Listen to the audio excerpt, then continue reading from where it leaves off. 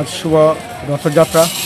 ভগবান জগন্নাথ দেব এবং বলরাম, ভগবান সুভদ্রা দেবীর আজকে রথযাত্রা উপলক্ষে সমস্ত দেশবাসী সবাইকে আমি আমার দৈনিক আশ্রমের সেক্রেটারির পক্ষ থেকে সবাইকে শুভেচ্ছা ও অভিনন্দন জানাই, নমস্কার জানাই, প্রণাম জানাই, আদাব জানাই। আমাদের এই প্রভুর আজকে মধুর বাণী সবাইকে সবার দুঃখ দুর্দশা থেকে দূর করার জন্য মহাপ্রভু আজকে প্রদর্শন করছেন।